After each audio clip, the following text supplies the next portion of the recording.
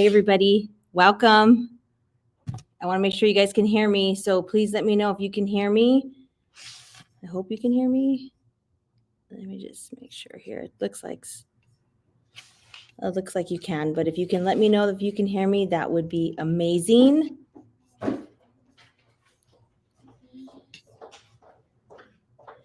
And so today we are going, okay, great. Thank you so much. So today I wanted to show you guys the importance of using a template in your contracts. Let me just make sure that everything is. Hold on, give me just a quick second. We're going to let a couple people come on. If anybody has any questions in the meantime, please let me know.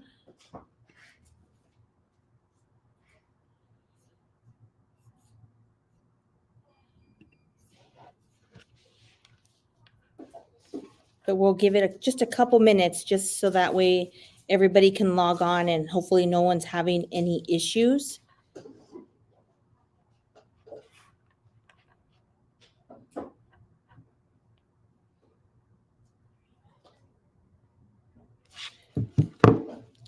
But if anyone has any questions in the meantime, please do let me know. You can feel free to type in your questions.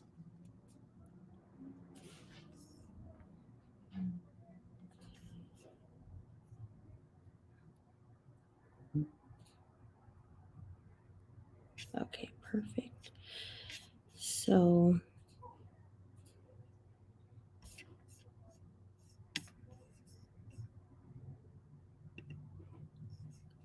for those of you that don't, let me make sure that, because you know how sometimes when you switch screens, it takes you out.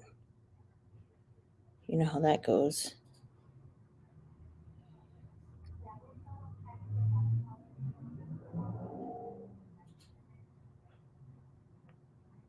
Okay, it looks like we're good to go. Okay.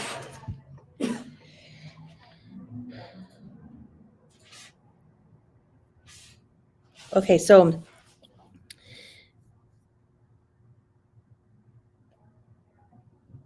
for those of you that don't know, so you need to log into your California Association of Realtors login. That's where your contracts are, where your library is. If you want to do it step by step, you can, or if you want, you can just take notes for step by step, and then you can do it, once it's completed if you want to go at a slower pace. But when you log in, this should be where you end up for your transactions. You want to make sure you get to your transactions page, and this will show all of your transactions. If you don't have any, that's okay. You're going to start building transactions. So if you notice at the very top of the page, it says dashboard, forms, transactions, templates. This is where you want to go, to your templates page. So you're going to click templates, and it's going to show you what you have, forms and checklists. And obviously I already have templates, but that's okay. You probably don't. So we're going to start fresh. And it's actually good to redo them every year because of the fact things change and you might need, to fix things. So always be mindful of, there are changes to the RPA and you want to make sure that your templates are up to date. So it's always good to try to do it at least once a year. So what you're going to do is you're going to start off here where it says new, and you're going to select new. And what type of template are you creating? So today we're going to create a purchase agreement template. So we're going to select the new purchase agreement template. So again, here it says template information. You want to make sure you are in template, because if you're not, it won't save as a template. A lot of times what agents do is they just go into transaction and they think they're creating a template by just creating a transaction, and you're not. Or vice versa.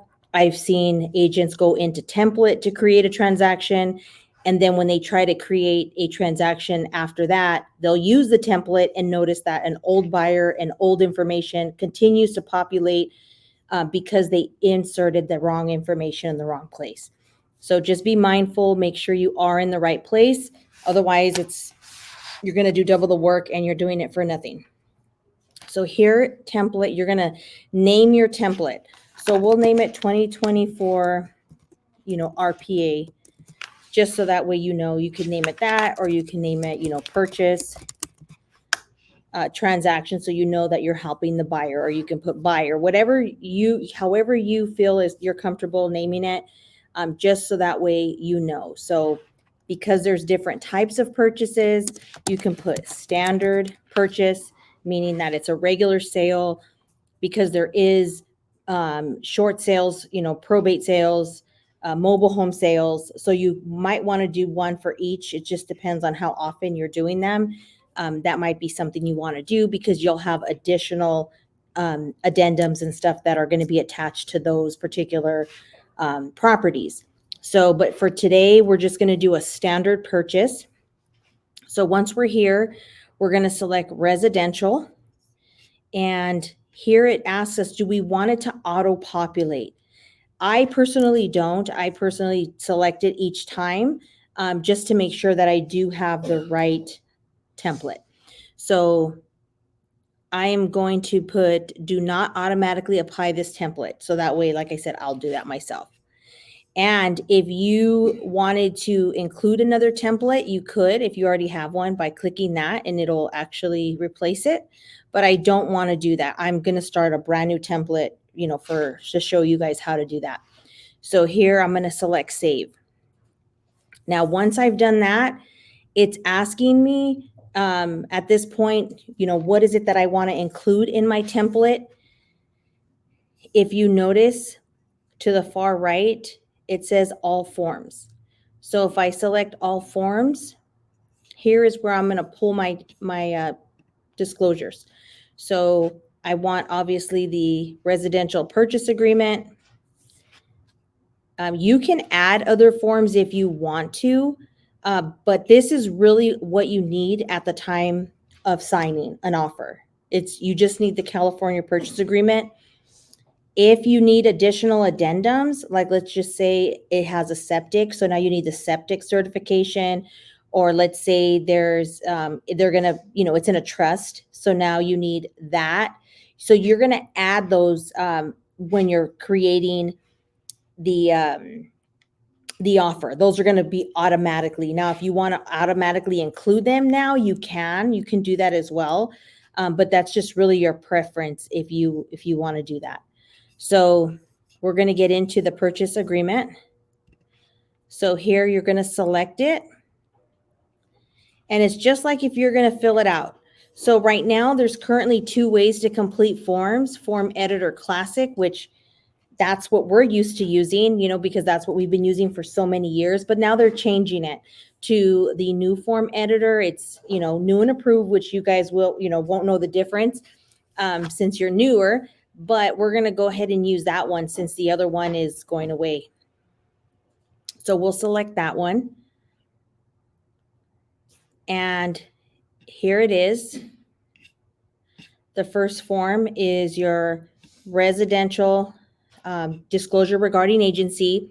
Now, the purpose of a template is so that way you don't have to, number one, input the same information every single time you complete an offer. That's number one.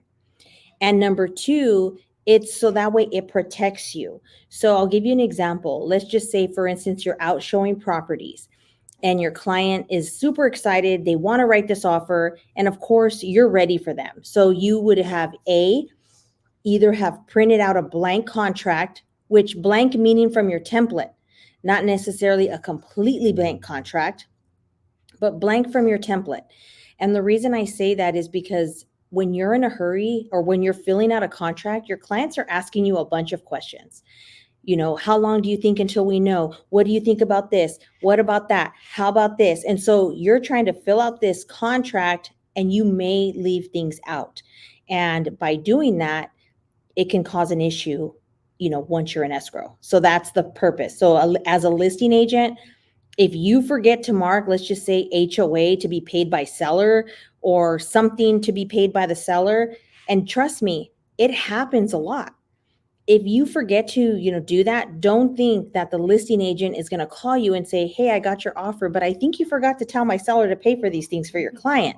They're not going to do that. They're going to say, oh, this person either doesn't know how to fill out a contract, or they're being nice. They're not asking for us to pay for that. So don't take it for granted that they're going to educate you on how to do these forms. That's why it's important that you spend time and you practice filling these out, because each property is going to be different as far as the age, as far as what's needed, what does your client want included in the property.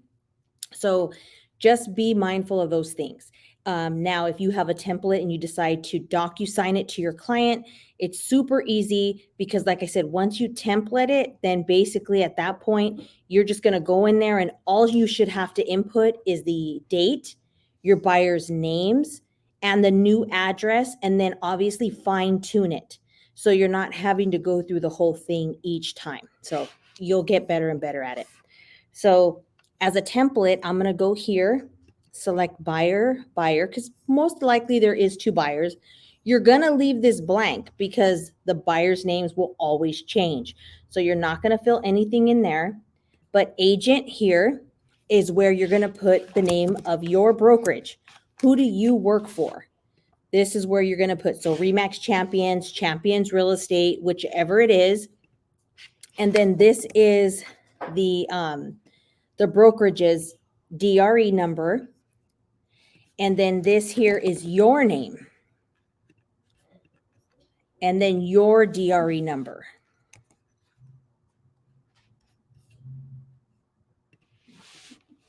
So that's what that should look like, because that will always be the same. That should never change. So we're going to go to the next form, which is the fair housing form. And here we're not going to put anything in there because, again, buyer and seller's names change. Go down here to the PRBS form. And if you notice, it says buyer's brokerage, and it has the company name with licenses and my name, which we're going to leave there because that will always be the same. Coming down to the wire fraud, we're going to leave property address blank, and obviously the buyer and seller, again, blank. Continuing down, because this is not, so we're not going to put no date. We're not going to put no name. We're not going to fill any of this out because we don't know, the property, and it's going to change every time. So for now, we are going to make sure that the buyer brokerage information is correct, because again, you are always going to be the buyer's agent if you're using your contracts. So you can put here, select the buyer, and then select the buyer's agent. The only time you will change that is if you are representing both sides. But for the most part, that will not change. You will, or if you're working with another Champions mortgage, or not mortgage, Champions real estate, or a Remax Champions agent, depending on what brokerage you're in. If the agent that's selling the house is with the same brokerage that you are, it is then at that point a dual agency. So then at that point, you're just going to, when you do your contract, you're just going to switch it over. But for the most part, we'll just leave it here. Okay. So coming down here, now typically, for whatever reason, a lot of times initial deposits aren't discussed when contracts are written. Sometimes the agents forget. So what I personally like to do is I like to put in an amount here, so that way it reminds me to discuss the initial deposit amount. So typically I'll put down $10,000 in that. Doesn't mean that they have to give that, but that's just a reference for me. So when I'm completing it, that I make sure that I don't skip that, because like I said, sometimes you're in a hurry and it does happen. So you just want to make sure that that doesn't happen. So I personally do it that way. Everything else I'm going to leave blank because I don't know what the offer amount's going to be. I don't know how much their loan is. I don't even know what kind of loan they're getting. So I'm just going to go down here. But once I'm filling it out, obviously if I select FHA, it's going to auto populate these other disclosures as well. So that's the nice thing about the new contracts is it auto populates new stuff for us. Down here is the seller credit, if any, to buyer. So this is where you can decide if you want to put an amount. I typically don't. I leave it blank because, again, that's something we negotiate at that time. I leave everything else blank except here for H3, 6B, verification of loan application. Here is where I'll put a pre-approval. Because typically our clients are not fully underwritten and they're not just pre-qualified, they are pre-approved. So just so you know, basically the difference is a pre-qualification is just a phone call that the lender had or someone had to determine how much income they're making. When they're pre-approved, they actually have provided their documentation. They've already ran credit, DUs were been run, everything's been looked at to say this person is really pre-approved. So that's kind of the difference. And like I said, most of the time, or at least 100% of the time, you should be getting your clients pre-approved, not just pre-qualified, because you don't want to be wasting your time. And then if you go down here, now there was a time when we were really negotiating shortening contingencies because that's just the way offers had to be written. While nowadays we're not really so much having to do that, but that's really up to you if you want to put those times in here. So usually what I do is I'll put 10 days in inspection.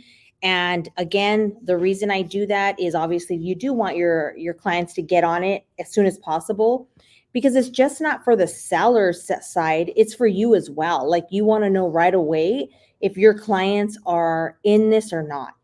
So by shortening the days, as long as you feel that you're going to be able to perform in that time, then there shouldn't be no issue.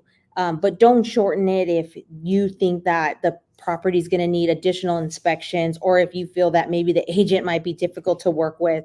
So you're going to have to make an educated decision when you fill this out. But typically, like I said, I'll leave 10 days in there and I'll decide, once I'm filling out the offer, if that's something I want to change. And then come down here, again, this reviewing all the documents, you can just leave it at the normal defaulted time is fine. Possession too, same thing. Just leave it as a default because you don't know every property is, if it's vacant or if there's a tenant, we're not sure. We don't know those things again until you guys, find the property. But these are all important things. So I do recommend you printing one of these and highlighting until you're familiar with the contract. I would highlight these things so that way you make sure that you discuss these things with your client when you are filling out the contract. Now down here, seller delivery of documents. This you want to make sure 7 days. You can shorten it, and typically I do. I'll put 5 days on here because I want to make sure that we get seller's paperwork, especially if I'm shortening my inspections to 10 days. If I'm going to be shortening mine, then I want the seller to provide me with their documents as soon as possible, so that way I have time to review them with my clients and make sure that everything's good to go. So that would be the only thing typically that I do there. And then coming down here, this is an important paragraph because a lot of times we're in a hurry. We're not really looking to see, did it have a microwave? Did it not? I'm not sure. Did it have a Ring doorbell? Because maybe your client saw that, but you didn't. And maybe they thought, oh, cool, it has a Ring doorbell, there's safety, or, oh, there's cameras. Oh, cool, it's coming with cameras. And they may not ask you. That's just something in their mind they're assuming. So what I do a lot of times is I will keep these marked. So stove and dishwasher, microwave, video doorbell, and security camera. That's what I do. And then what I do is if I know for a fact, because I double checked that it's not there, then I'll remove it when I write the offer. If I don't remember, because maybe you show the house 1 week and you don't write an offer for 2 weeks later, because that happens, and you're not sure, then just leave it on there and they can say, hey, there was no Ring doorbell. So I'm going to, counter that out. Or maybe they're going to say there is, and we're not leaving it, whatever the case is, but at least there's an understanding and it's marked. And this here would be where anything goes. So, you could put excluded items once you have the offer of anything that you don't want. If you want to put stuff on there now, just to put, any personal items to be gone, you can do that too. Some agents want to be, protect themselves. So the next thing is the natural hazard. So sellers typically pay for that. I personally like to use property ID. That's who I like to use. So you can put in a provider or you could put seller's choice. That's your choice. The property ID automatically comes with the environmental report, but if you want to make sure if they are going to change and maybe they want to use a different company, but you want to make sure that environmental report is included, then make sure you select the environmental and just leave it on there. And it's going to always be there. You're not going to have to worry about it. The next thing would be here is if you wanted to, if it's in a wildfire area, which, typically, unless you're selling it up in the mountains or close to, like in the canyons and stuff like that, then you're really not in a fire zone. But you can, mark that if you want to. And then on Q3, you can put your termite. Make sure you write that in there because you may or may not, you can use that as negotiation. A lot of times what we do is, again, depending upon how bad our client wants the house, how competitive they have to be. Sometimes we'll remove the termite from the initial contract. We'll get our own report. And then if there's issues, then we'll send a request for repairs or we'll negotiate something. But if you have a VA offer from the get-go, you have to have a termite report and clearance. That's just required. FHA, it's not required, but once you write it on your contract, it is required. So some people don't put it on there because they don't want it to be a requirement. They want to be able to negotiate that later. So again, just gauge it how you want. And again, that's what I'm here for as well. If you have questions, what's the best way for me to be writing this offer? We'll take a look and see. So we'll put termite report and section 1 clearance to be paid by seller. And so that way that's always defaulted on there. But again, you can always go and remove it, but just so you don't forget. So Q4, we always want the seller to be sure that there is working smoke alarms and carbon monoxide detectors. And just so you know, carbon monoxide detectors are required on each floor. So one on each floor if it's 2-story, if it's 1-story, just one. But smoke detectors are required in every bedroom and the hallway.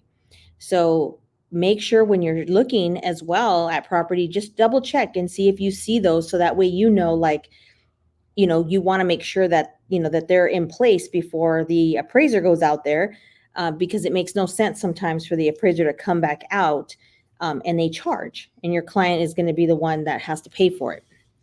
So we're going to skip Q5 and Q6 and come down to escrow. And typically both pay for escrow, each pay their own. So you're just going to select each pay their own. And then escrow holder here, you can write your escrow's name. So you could put seller's choice or legacy escrow. That way, either way, they can choose or they can use yours, whichever.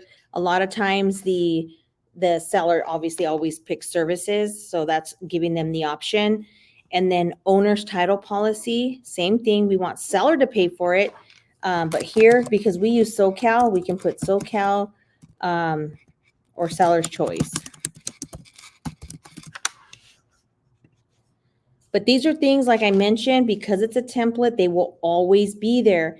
And you won't have to go in every time to fill this out. So you'll notice that it's going to save you a lot of time. And so we're going to keep going down, and it says county transfer tax. So we're going to select seller, city transfer tax, seller. And then here's the HOA transfer fees, seller. A lot of times, like I mentioned, these these are missed. The agent, when they're in a hurry, they forget to mark those fees, and those are fees, if especially if you're an association, they are applicable. And then obviously county transfer tax is always there. And the city, it just depends on the city. Not every city charges the transfer tax. And same thing with the private transfer fees, that we really don't see that. But if you notice, it's already defaulted to seller. So you're protected there in the event that happens. Now, for those of you that charge the admin fee for your TC, or, whatever other fee you charge, then if you're charging your buyer, you can put it there. And then you can put the amount that you're charging, whether it's $650, $700, whatever fee you're charging. Make sure you're disclosing it here, because what happens is the lender needs to see that you disclosed it in order for them to charge it to the buyer for their loan. And then escrow obviously will need an invoice, but you want it on your template because you can always remove it, but you can't, put it after the fact. So definitely keep that on your template. And then here is additional area for other fees and costs, just depending on if there's anything else that you can think of. But as far as the template goes, there's really nothing else that we can think of. So here, the home warranty, we'll select seller. And if you notice, take a look at this year's rates for home warranty. Everything has increased. I remember I used to write 325 in there. It was so low at one point, so things are so expensive. And not only that, your house might have a septic, your house might have a pool, it might have other things. So I'm getting in the habit of writing $800 in mine, just because I want to make sure that they have the best coverage possible. There's even a 2-year, a 24-month plan, which if they can get in that 24-month, then that's 2 years is better than 1 year. So I try to get as much coverage for my buyers as possible, because what happens is when they're happy, you're happier. So that's important. And then here you can select your provider. I like to use Old Republic. Again, establish a relationship with someone that you trust, that you can call. That is super important, to always give your business to that person. So this is how it is. Okay. So because you don't know, you don't have to, right here where it says home warranty plan chosen by buyer, coverages includes but not limited to, you don't have to write in, pool coverage, this cover. You don't have to do that anymore, because before, back in the day, the listing agent was the one who ordered it and had to have, the sellers had to approve the coverage. That doesn't happen anymore. Now they just offer the dollar amount and you do whatever you can with that dollar amount. So you don't have to worry about this. And then obviously, let's say you are writing an offer with your client and they say, no, we don't want a home warranty because we want our offer to be stronger or something. I don't know. They could either decide to pay for it themselves by selecting buyer, or they can choose buyer waives home warranty. But you would change that, like I said, once you're in writing that offer. But for now, for template purposes, leave it on here. That way you make sure that it's on there all the time. Okay, and then here it's up to you. But I know a lot of times new agents will write different notes to themselves to remember certain things. So you can do that on here too. Like, is there anything that needs to be removed from the property? Did I ask this? Did I ask that? So, or you could do it there, you could do it somewhere else. But again, once you go into the template, it's going to remind you, because everyone's different on what they, sometimes it just becomes a habit, yet you automatically, you're like, I always forget to ask that. I don't know why. So if you find that happening to yourself, it's a good place to put notes, and then just delete them, obviously, before you send it out for signatures. Now down here is the additional addendums that could apply, like I mentioned. So like, let's just say you're doing a mobile home, manufactured home, purchase agreement. Then you're going to create a separate template, which would be, a manufactured home purchase agreement. And then you would just select this, and then you would add it to your template. So that way you can have that completed as well.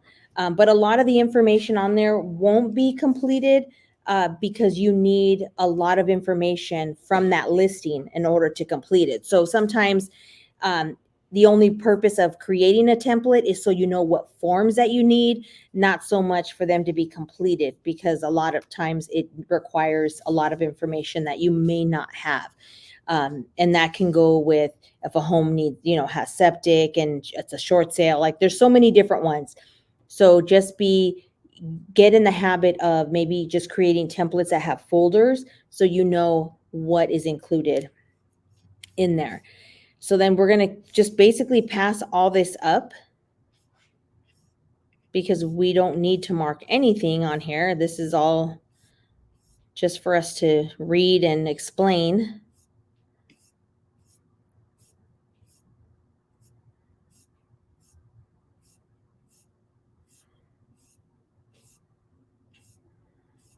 Okay. So we're getting now down to the last page, which all that's going to be left blank because we don't know, again, buyer, seller. But down here is what we do know. So we know what our address is. So 1520, here we go. North Mountain Avenue. You're going to write your office address. You can put the main address to the main office. That's, typically where the checks go anyways to get processed. So that's where escrow typically will look to see where to mail the check. So then here you put your email and then your phone number.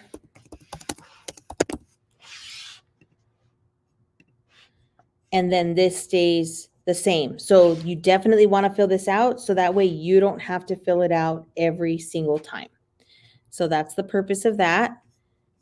And if you continue to go down and look at everything else to see if there's anything else needed, and there really shouldn't be. I don't think there is. Okay, so that's everything that should be filled out on your template. So let's see. So once you're done, on the right-hand side, you're going to select Save. And now it's saved successfully. Okay. So I hope I don't lose you because this tab thing. So we're going to go back.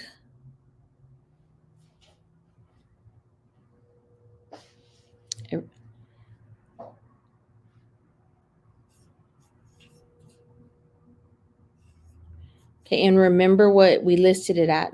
California, 2024 standard purchase agreement. Okay, so we're going to go back here. Like, let's just say you just logged back in.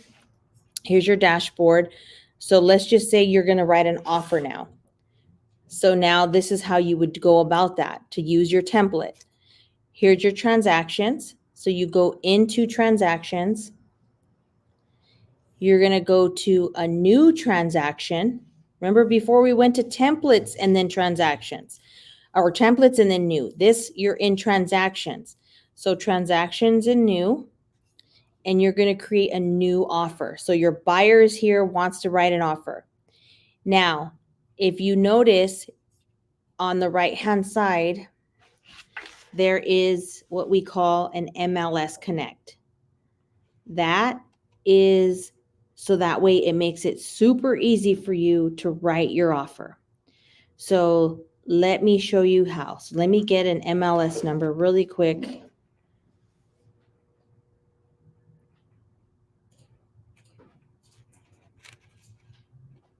Let's see. Let me just find any house.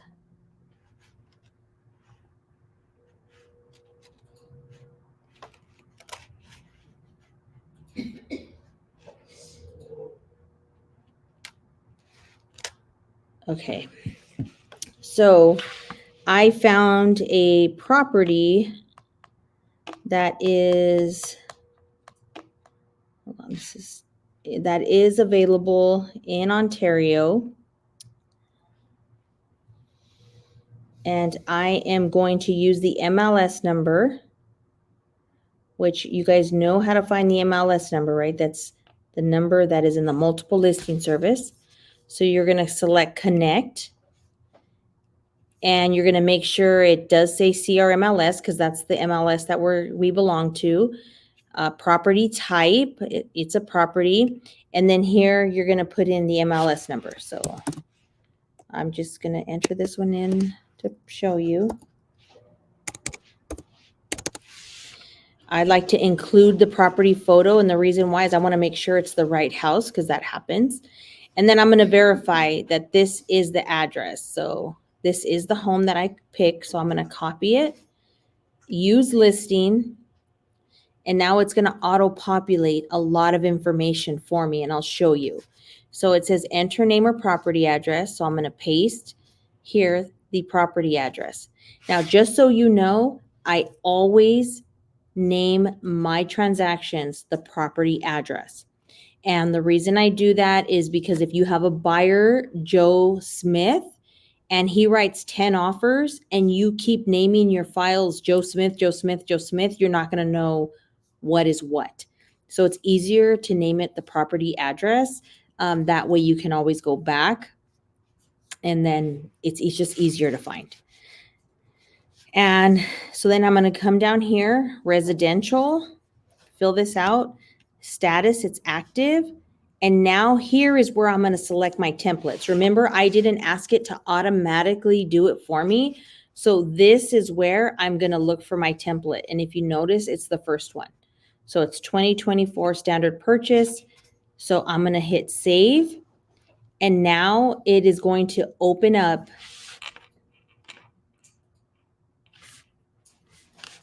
the transaction for me. So this is what it looks like. So now when I go to documents, if you notice, my RPA is already there. If I did not have a template, there would be no forms there. It would be meaning for me to start from scratch again. So I'm going to select it, go into open so I can review it. And now if you notice, it's filled out. So now if I have my buyer in front of me, I can put Mr. Buyer, Mrs. Buyer,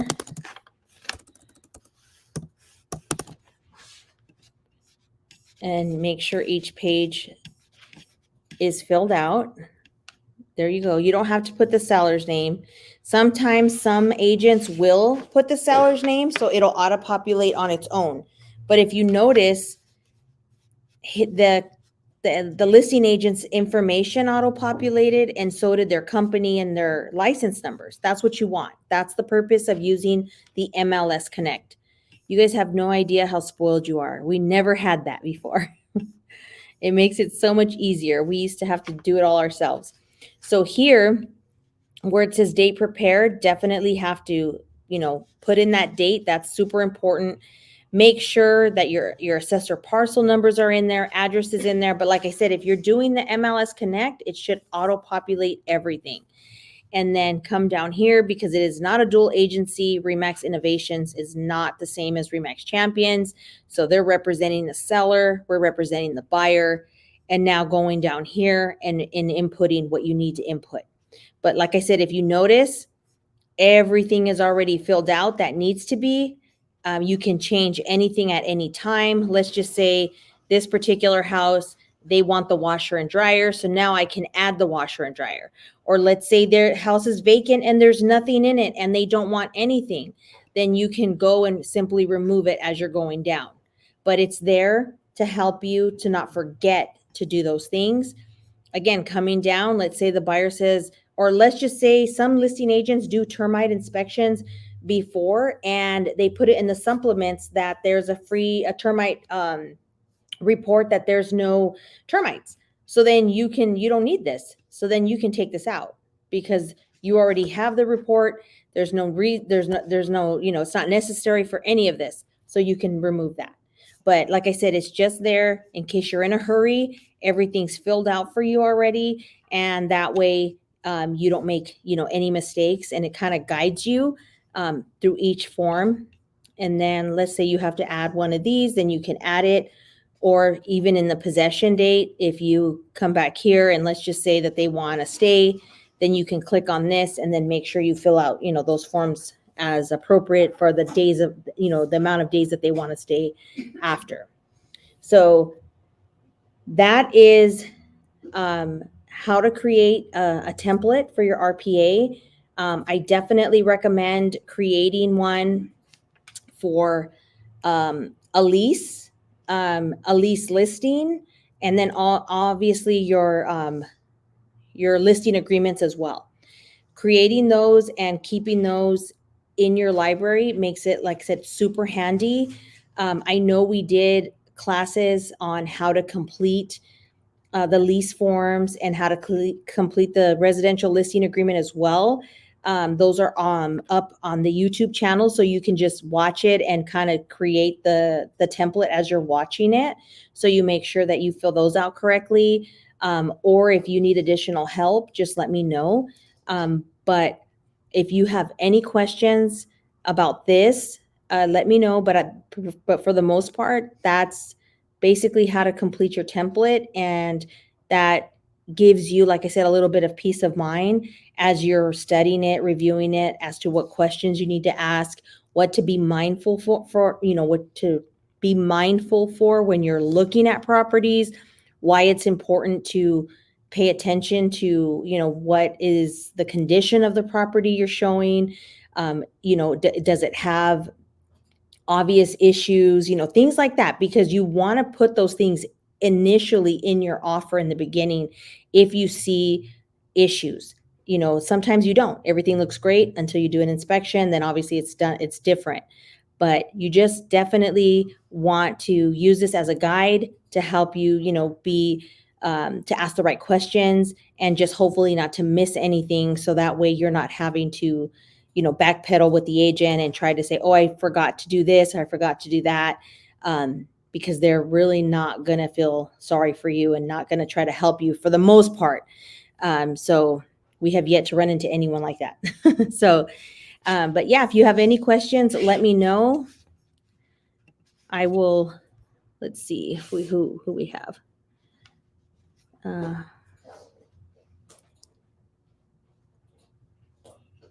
Okay.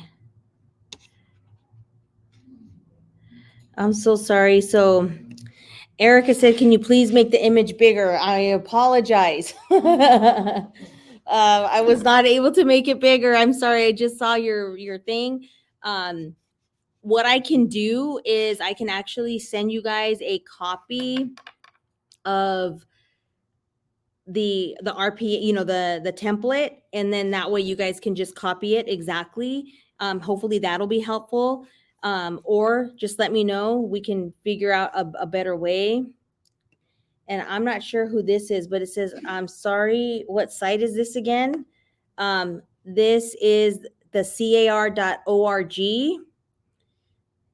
site. So if you're where your templates are located. And any other questions? How do you avoid the template to duplicate buyer's name information each time you reopen the template? So you don't open it from, see, that was what I was saying. You don't open it from the template. You only open template when you're creating or making changes to your template. It should not duplicate if you go into transactions and create a new transaction. And then what you're doing is, once you name your transaction, you add a template, and then that template gets applied to that transaction. So like I said, a lot of agents, I notice when I help them, they've created multiple templates, but they meant to create transactions. So you should only be in templates when you are creating or fixing or, updating your template. Other than that, you should be in transactions where you add the template. I hope that makes sense.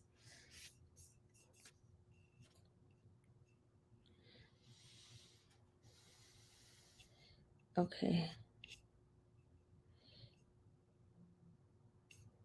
And does anyone have any other questions? I'm not sure who is who, because it doesn't have names on here. So, because when you don't register your name, or if you don't authorize them to display your name, it just says Facebook user. So I don't know who you are, but you're welcome. You're welcome. Okay, we'll do that. Maria will be right on top of that.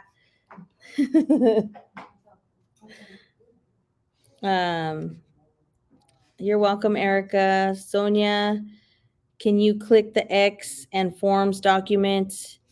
Oh, is that what it is? That's my problem or what? I didn't do that? Sorry, guys. What X? I don't know if... I'm sorry. Oh, is it in here? This? Oh, there. Better? Yeah. Sorry. There it is.